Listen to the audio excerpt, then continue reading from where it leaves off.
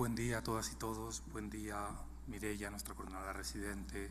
Saludo, creo que ya de salida, a la vicepresidenta de la Cámara, Ana María Ferguson, director de Global Compact, mesa directiva del Pacto Global y sobre todo a cada una de ustedes, cada uno de ustedes, de las empresas. Ya escuchábamos hoy por la mañana el trabajo increíble que hacen y todavía el desafío enorme que tenemos. Quizás parte del desafío son los próximos 20 minutos conmigo. No sé cuántas charlas de Global Compact y en principio de ODS se habrán escuchado ya. No sé yo cuántas charlas de ODS he dado yo mismo. Entonces me voy a ceñir al término disruptivo de la presentación y voy a tratar yo mismo de ser disruptivo. Vamos a tratar de no hacer una presentación al uso, vamos a tratar de no hacer un ejercicio de memoria.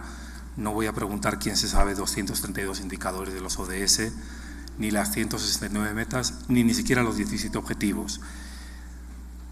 Quizás esa no es la parte disruptiva de la agenda, a pesar de lo cual, si no medimos, no existe, ¿no? Entonces la medición es importante, el objetivo no es la medición. Eso es quizás el primer mensaje que quiero dar. El segundo mensaje es la Agenda 2030, en principio no es nada distinto de lo que hacemos.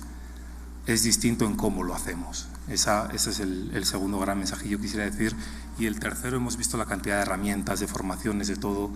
Hay un foco importante en comportamiento que quizás es difícil de atender, pero requiere cambios de comportamiento. Ahí están los 17 objetivos. Como les decía, el foco no es saber esos 17 objetivos.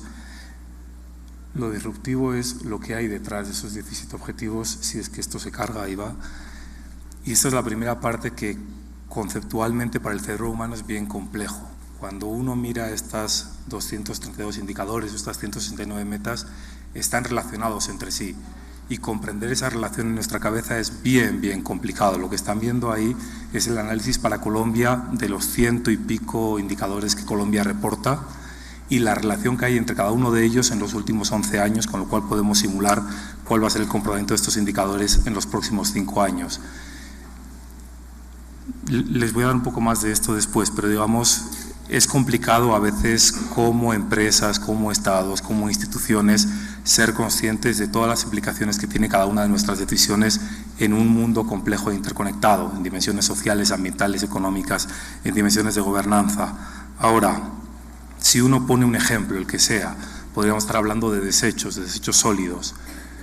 Yo no sé en cuál de las casillas ustedes meterían desechos sólidos, pero definitivamente que está claramente vinculado con pobreza, que está claramente vinculado con medio ambiente, que está claramente vinculado con gobernabilidad y sistemas de gobernanza. Da igual si pongo violencia basada en género, da igual cuál sea el tema que ponga, es muy difícil meterlo en una casilla y si uno mira los indicadores que hay detrás, están todos relacionados, ¿no? La gran disrupción de la agenda es esta. Son los 3 principios que hay detrás y yo creo que esta es la parte que es más difícil que digiramos. El de integralidad ya lo he mencionado. Los otros 2 principios que son vitales para que realmente podamos movernos al ritmo que nos tenemos que mover, y solo por si hay alguna duda, estamos en el año 2022, quedan 8 años para la Agenda 2030. En estos momentos no hay ningún país que vaya a lograrla, sencillamente. Entonces, obviamente, por más que estamos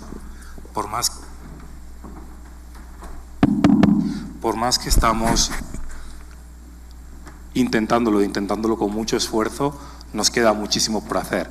El segundo principio es no dejar a nadie atrás.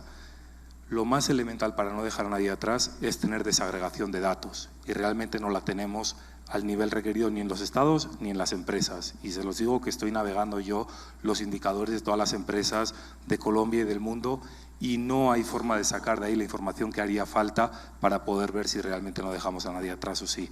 Tercer tema, bien importante, es universalidad. La agenda anterior, que todos sabemos, los ODM, era una agenda que en principio miraba a los países y sobre todo a los países del sur. Esta agenda lo que dice es una agenda de todos, y efectivamente cada uno de nosotros, y ya lo hemos escuchado por la mañana, en nuestra calidad individual, pero sobre todo como sector empresarial, y ahí voy a hacer un poco de énfasis en la presentación, tenemos mucho que hacer y mucho que decir. Definitivamente, sin el sector privado, en Colombia la Agenda 2030 nunca se va a conseguir. Entonces eso es importante que quede bien claro. Retos y avances. Entonces, quizás esta es la parte que ustedes querían ver. Si es así, la voy a saltar bastante rápido, así que me disculpo, pero sí les voy a mostrar que esa dificultad de medición nos genera… Les voy a enseñar la siguiente, la anterior y la siguiente. Me han quitado una. Listo, no importa. Había una que era cómo va Colombia según el Centro para los ODS, que está albergado en la Universidad de los Andes, y había otra que es cómo va Colombia según la Sustainable Development Network de Jeffrey Sachs. Ustedes saben que esa red fue la que ayudó a establecer el Centro de ODS en Colombia. Ese cómo va Colombia o cómo va cualquier país es muy difícil de hacer. Como les decía, Colombia reporta más o menos 110 indicadores de 232. Y el principio es no dejar a nadie atrás. Entonces, cuando uno solo tiene algunos indicadores y empieza a elegir, digamos, estos días está en boga de todos la discusión de la transición energética. La transición energética tiene unas cuantas variables que incluyen que la energía sea sostenible, que la energía sea fiable, que la energía sea accesible. Si uno no tiene la forma de medir esas tres dimensiones, pues al final del día te puede dar un resultado distinto lo que dicen en una medición que lo que dicen en otra. Lo único que quiero decir aquí, y esto es consistente con todo lo que voy a decir el resto de la presentación, es que las mediciones hoy por hoy están lejos, muy lejos de ser perfectas. Dicho eso, lo que pueden ver aquí es que hay unos pocos ODS, marcadamente y quizás para sorpresa de algunos, el 12 y el 13, que según el Centro para ODS de Colombia van bien y si seguimos así se van a conseguir a 2030. Esos son los dos únicos. Luego les voy a mostrar otros ejercicios de esto mismo. Pero ahí hay un desafío, ¿no? Entonces empezamos por los dineritos. ¿Cuál es la situación de los ODS? Y todas estas mediciones son altamente imperfectas. Yo me imagino que ustedes ya han visto muchos de estos datos, pero ¿cuánto cuesta alcanzar los ODS? Depende qué cifra o qué fuente uno utilice. Tenemos un gap de entre 2,4 y 4,2 billones o trillones, según la moneda que estemos utilizando, a nivel mundial. Ahora, lo interesante de esa gráfica no es cuánto cuestan, porque obviamente esa medición está mal hecha y está mal hecha. La sacó el UNCTAD en 2014 y fueron los primeros en sacarlo y la referencia para todo el mundo, pero lo hacen sector a sector. De nuevo, si los temas están vinculados, obviamente mis inversiones en agua tendrán un resultado en educación y en salud de niñez, etcétera, y sin embargo, como es una medición línea a línea, se superponen. En todo caso, el mensaje que ya Mireia lo adelantaba nuestra coordinadora residente es cuánto dinero hay en manos de asset managers, ¿no? ¿Cuánto costaría en el universo de asset managers cumplir la Agenda 2030? Y aquí lo que estamos diciendo no es un ejercicio de filantropía, no es entonces agarren y regalen ese dinero ahí, porque no se trata de eso, se trata de cómo el sector privado puede orientar su acción. Y es relativamente pequeña esa orientación necesaria para que podamos cumplir con los ODS. Y me remito a las palabras del comienzo. Esta agenda se consigue solo si se consigue con el sector privado. Ahora, la segunda reflexión que quiero dejar aquí es, yo creo que durante los últimos muchísimos años el sector público ha estado tratando de aprender del sector privado, ¿no? Todos los temas de eficiencia, todos los temas de gestión, todos los temas de incentivos. Yo no sé cuánto el sector privado ha aprendido del sector público.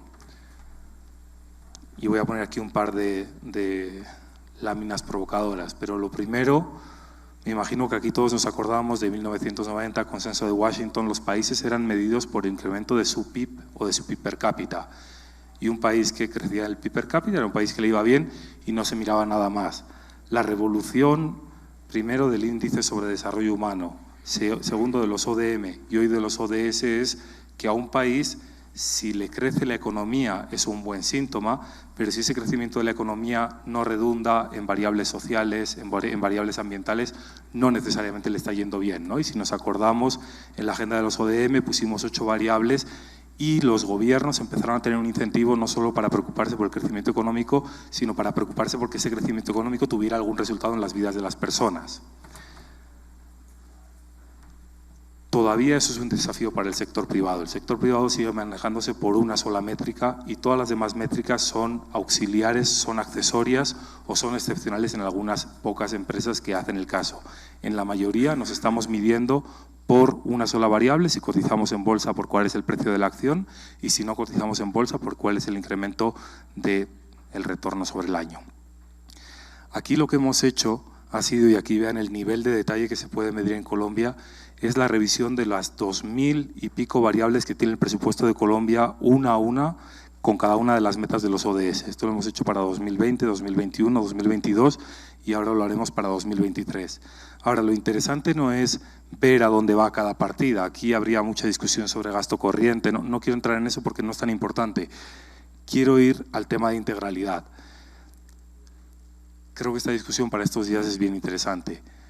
El ejemplo de la izquierda es una lógica de más de lo mismo. Si Colombia sigue igual con el crecimiento que ha venido teniendo, con el gasto social que ha venido teniendo y demás, conseguiría en el horizonte temporal que tenemos a 2030 el 43% de las metas. Eso es lo que consigue Colombia en 2030 y quizás un 16% en unos cuantos años más, 10 años más aproximadamente. Ahora, si le incrementamos el presupuesto un 20%, y está por ver que Colombia pueda tener un 20% más de presupuesto, fíjense que no va muchísimo mejor. O sea, pasamos de un 43 a un 45 y un 16 baja a un 14. Es decir, conseguimos que un 2% se cumpla a 2030. ¿Qué pasa si hacemos, de nuevo, lo que hay detrás de esto, no me quiero extender, pero son redes bayesianas causales y estamos viendo el comportamiento de variables en 11 años con asignación presupuestal? ¿Qué pasa si hacemos una asignación eficiente? ¿Y qué quiere decir una asignación eficiente? Que algunas variables son altamente sensibles a asignación presupuestal y además tienen muchas conexiones sinérgicas con otro montón de variables y otras no se mueven. Doy un ejemplo y de nuevo doy un ejemplo de por qué el sector privado es tan importante y por qué el comportamiento es tan importante. Violencia basada en género.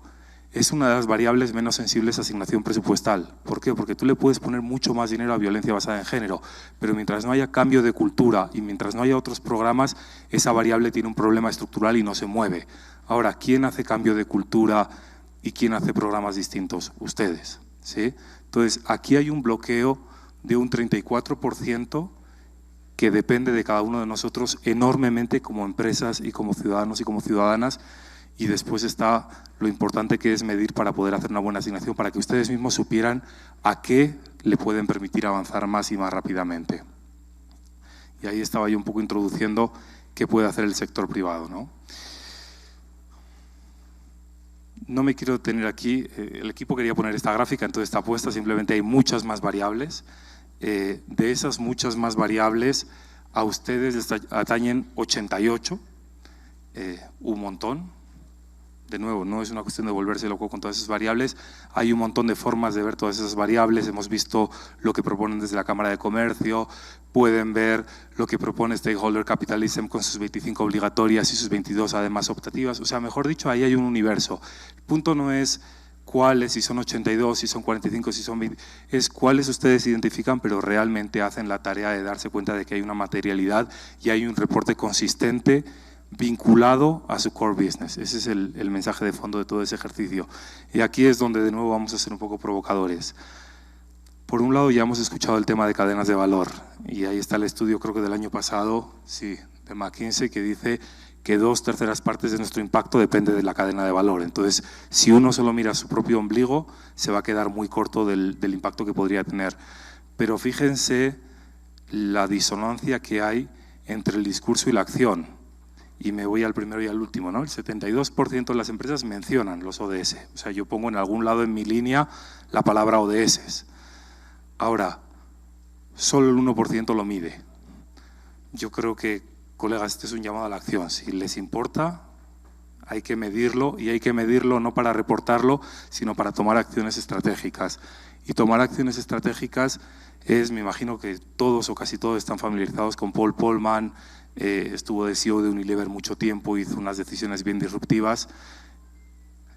Me imagino que vieron la publicación de 2017 que hablaban un poco del universo de inversión posible en el marco de los ODS, los empleos que se van a generar, etcétera.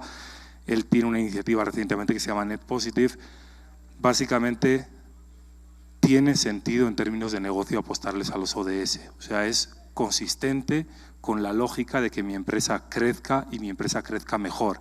Es consistente que mis empleados y mis empleadas se sientan más motivados, más valorados, más responsables de algo bueno. O sea, lo miren por donde lo miren, ya sea motivación, ya sea costo, ya sea resultados empresariales, tiene todo el sentido. Ahora, ¿por qué y qué es lo que hacemos desde PNUD? Y antes de entrar aquí, y Mireia hablaba de Blended, digamos, la provocación que les estoy diciendo de que aprendemos del sector público y que aprende el sector público del sector privado es, existen oportunidades muy interesantes para invertir conjuntamente, para hacer iniciativas blended. Nosotros llevamos no sé cuántos años tratando de llevar acciones del sector privado a zonas PEDET. El tema de blended se inventó para que el capital fluyera a los países menos desarrollados y en realidad se ha quedado en los países de renta media. ¿Por qué? Porque si no hay unas condiciones mínimas de gobernabilidad, porque si no hay unas mínimas condiciones para poder llegar, el sector privado no va a llegar. Ahora, existen escenarios en los que el sector privado puede llegar junto con el sector público. No me acuerdo de la fecha desafortunadamente, pero en estos días, ¿qué día es lo de Blended? 15, 16. El 17 y 18 de este mes de noviembre estamos con la Universidad de los Andes y con Convergence haciendo un curso, hay muy pocas plazas, sobre Blended Finance. Aquellos de ustedes que quieran participar en ese curso, porfa, se pueden acercar a donde Lina y se lo dicen, las plazas son muy limitadas, pero es muy interesante esa discusión. Entonces, ¿por qué esta penuda en estos temas? Yo no sé si nos asocian a nosotros tanto con temas empresariales y demás. Lo que ven ahí, no me meto en cada una, hay un montón de programas, proyectos, algunos globales, otros en Colombia, no me meto en el detalle, me meto en el por qué lo hacemos. Y básicamente, Colombia y América Latina en general tiene un problema de baja productividad y alta desigualdad.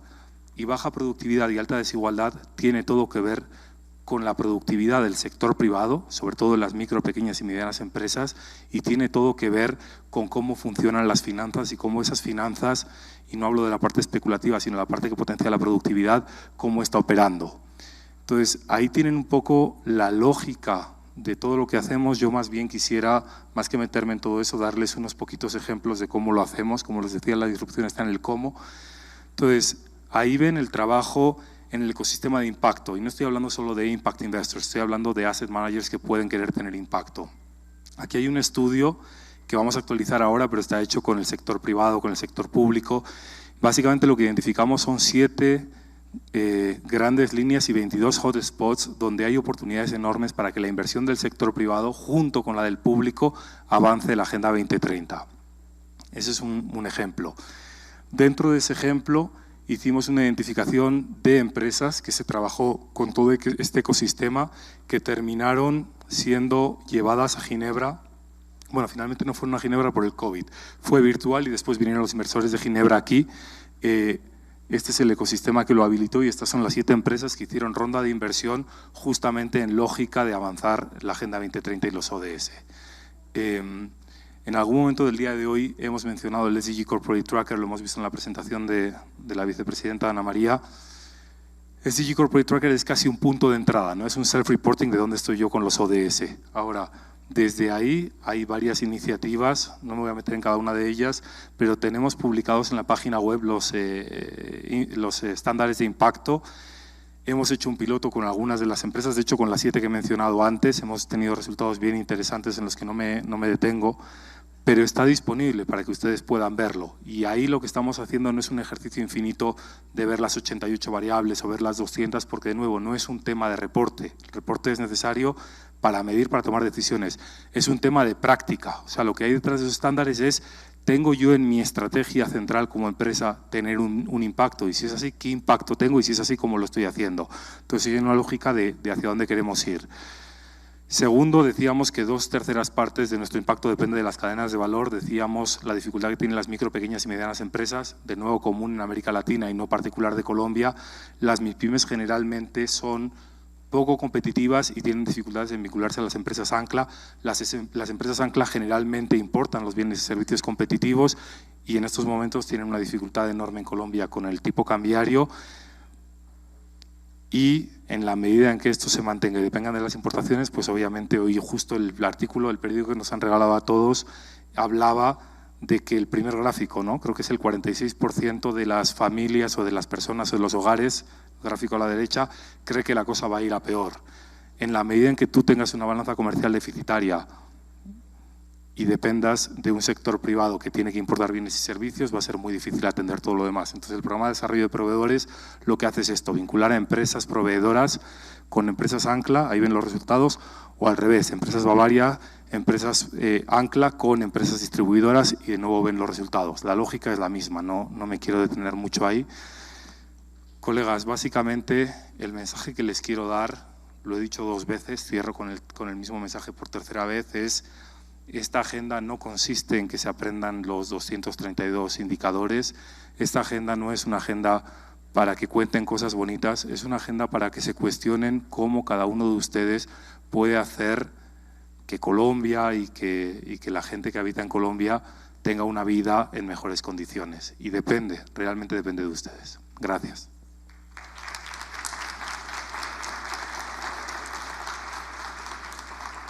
Solamente una pregunta, ya que tenemos un margencito de unos 5 minutos para seguir con la agenda.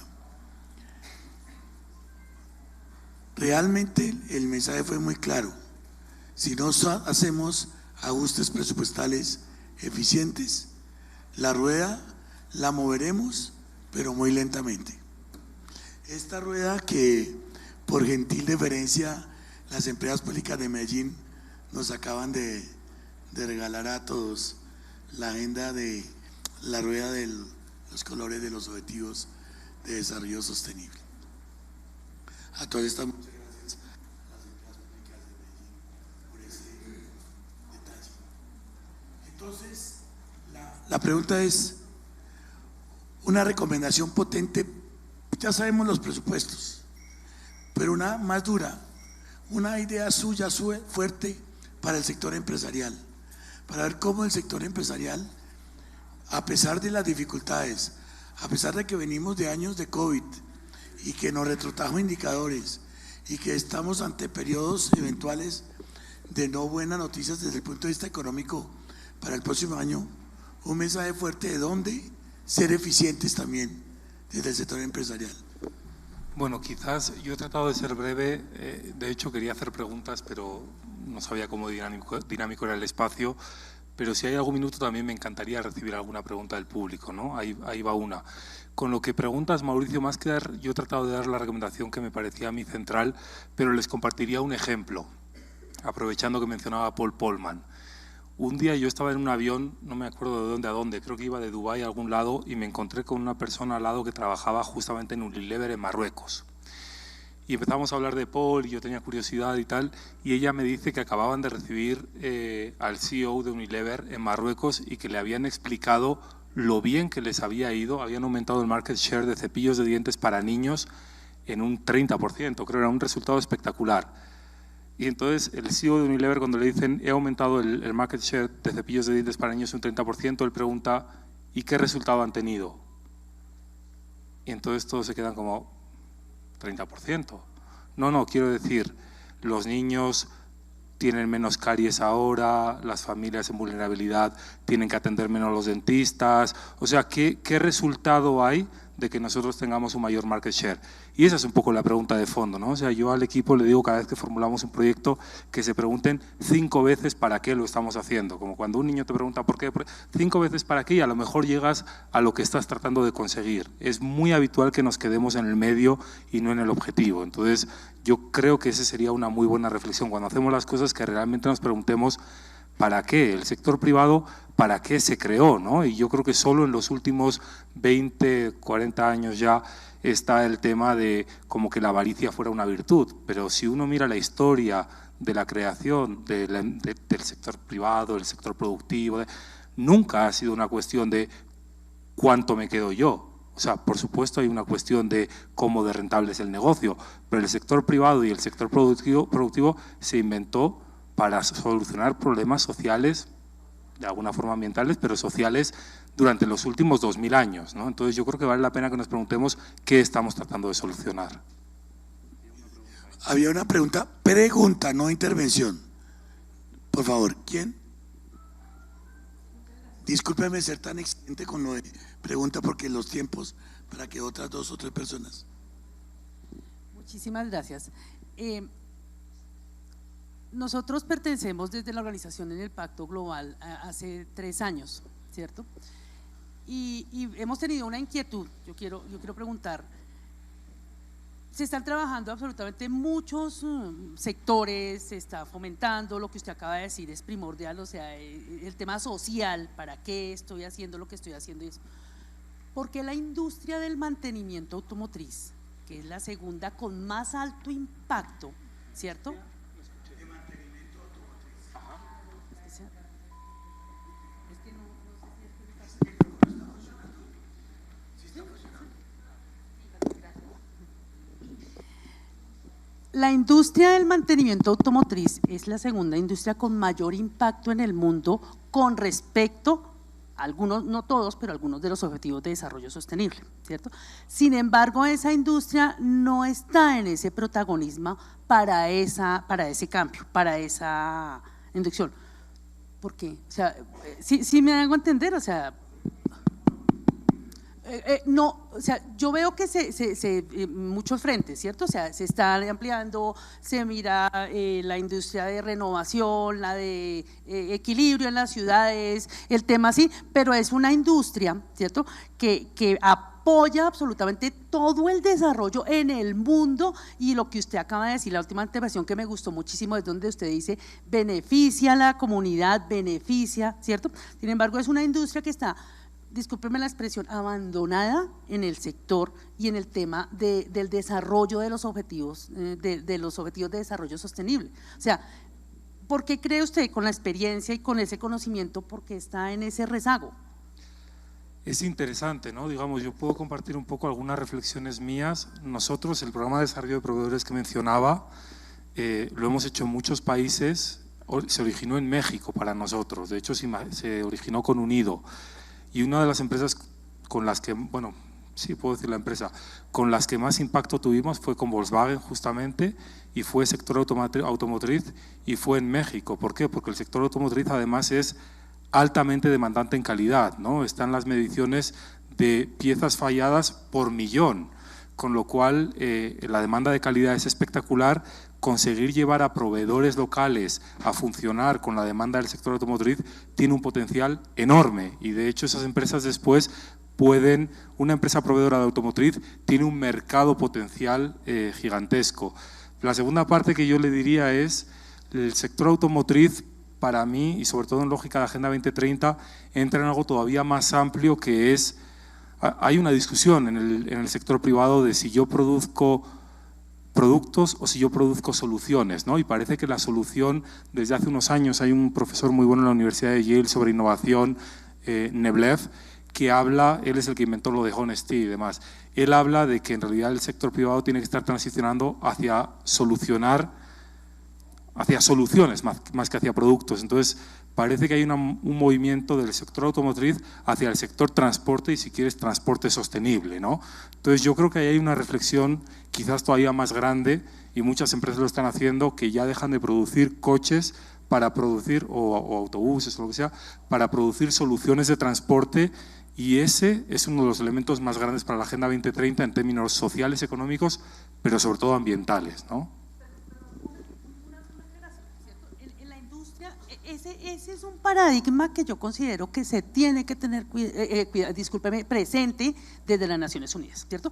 Cuando hablamos de la industria del mantenimiento automotriz no hablamos solo de equipo en tierra, sí, automotores claro. Es todo, es transversal. Entonces estamos hablando de la industria espacial, de la industria aeronáutica, naval, civil, militar, agrícola, construcción, ¿cierto? Logística, todo lo que se mueva autónomamente, exacto, es esto. Pero le quiero preguntar algo, ¿cierto? Cuando hablamos de Volkswagen, Volkswagen es una productora de automotores, ¿cierto? Pero la industria del mantenimiento automotriz es muy diferente, porque son los responsables de sostener absoluta, o sea, responsables de la seguridad en tierra, mar y aire. Estamos de acuerdo. Responsables, ¿cierto? Ahora, estamos ahorita en el tema del sistema eléctrico y del gas, ¿cierto? Para cuidar el medio ambiente, pero los residuos no van a impactar igual. Sí, entonces esa generación de conciencia es la que yo le pregunto, o sea, la industria del mantenimiento, la industria automotriz está diciendo sí, estamos presentes, pero la industria del mantenimiento… Disculpe. Sí, si quieren, y con esto termino antes de que Mauricio me quite el micrófono, uno puede hilar tan fino como quiera, ¿no? Efectivamente, el otro día estábamos en la discusión sobre transición energética y había un profesor de una universidad de Colombia aquí, experto geólogo, que él hacía el término que decía, no nos engañemos, ninguna energía es completamente renovable, porque evidentemente las baterías, los materiales para las baterías, níquel, uno puede hilar lo fino que quiera. El análisis es más bien comparativo también, ¿no? O sea, digamos, cuando uno ya empieza a entrar en ese tipo de dinámicas que son bien importantes, entonces uno tiene que agarrar y ver cuál es el daño social que se hace al extraer níquel, por ejemplo, en determinadas comunidades, versus cuál es el daño social que se hace al extraer carbón en determinadas comunidades, más el daño ambiental que se hace al quemarlo. Después hay que ver efectivamente los desechos de un lado y los desechos de otro, cuál es el nivel de contaminación. O sea, hay todo el estudio, por eso 2/3 del impacto es cadena de valor, ¿no? Porque hay para adelante y para atrás. Pero justamente esos datos, si usted intenta verlos hoy, en casi ningún lado puede encontrarlos a nivel comparativo, ni siquiera de Suecia ni de ningún país, porque las empresas no están reportando esos datos. Y yo le digo, da igual si hablamos de la iniciativa de Shared Value, da igual si hablamos de la iniciativa de reportes integrados, da igual, yo las busco todas. Y normalmente ustedes están reportando, he bajado un 10%, no sé qué, un 10% con respecto a qué, o sea, no están los datos. Entonces, si no hay datos es imposible hacer bien los ejercicios, pero efectivamente uno debería tener una mirada amplia para entender la cadena entera y asumir uno también la responsabilidad en su parte. Muchas gracias, Alejandro, un aplauso, Alejandro.